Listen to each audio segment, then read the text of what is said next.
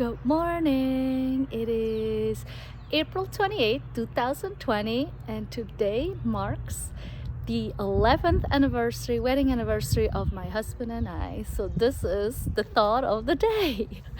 And I'm very excited about this day because funny enough, my husband just said today's the exact same day that our wedding was. And I don't want to talk about the thought of the day as because it's only our wedding anniversary, but also because love and relationships are my all.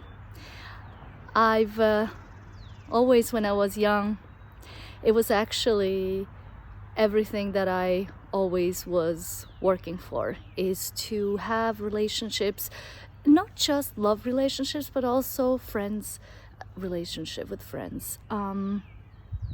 It's always been on my radar. I always cared for other people and the relationships that I have them with. It was something about what I have to say. It was thanks to my husband that I actually got into self-reflection and possibly mindfulness. And I do think mindfulness has been in my life always, but I feel like he brought it out in me and made it more significant how important it is to self-reflect and to review your own flaws. And I think he did this very, very well, because if it wasn't for that, we wouldn't be here. And I'm sure that the 11 years that we've been married and the 16 years that we've been together only is a sign for myself, the hard work that we put in to make it work. And through this entire year that I've been focusing on mindful being and body, mind, soul, it just is the essence of what I want to give across, is that we can have these relationships that we always wanted. We can have these friendships that we always wanted. What we need to do is to find the truth in ourselves, the weakness and the strength, to figure out what is happening in those unpleasant moments, what we have to do in these moments of uncertainty. And I think it starts with us, the relationship with ourselves.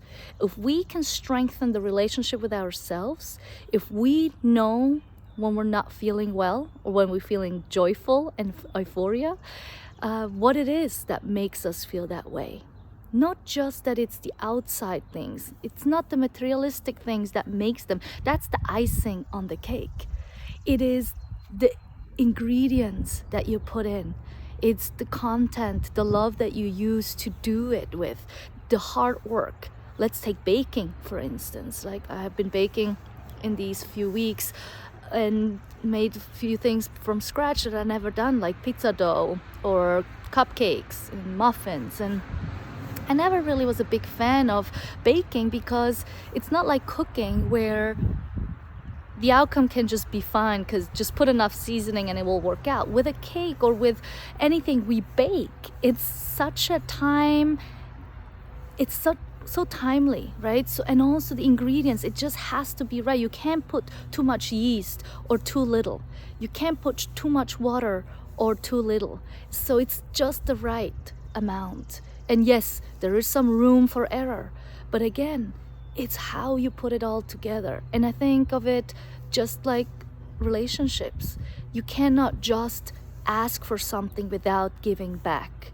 And you cannot just celebrate the good times. You gotta also view the tough times and go through them together, because that's what makes the relationship. And that's what happens with ourselves just the same. The more we look at our sufferings and see what they can bring out in us, the more we can have joy and happiness. And so my appeal today, with my 11th wedding anniversary, I want to just let you know that we all got it in us. It's just a question of the timing, of the right ingredients, and making sure that we care enough for everything, for the person, for ourselves, and we start with ourselves. So here's my thought of the day. Whatever you're celebrating today, celebrate it and use this thought of love and relationship, but starting with it with ourselves. All right, have a good one. Take care.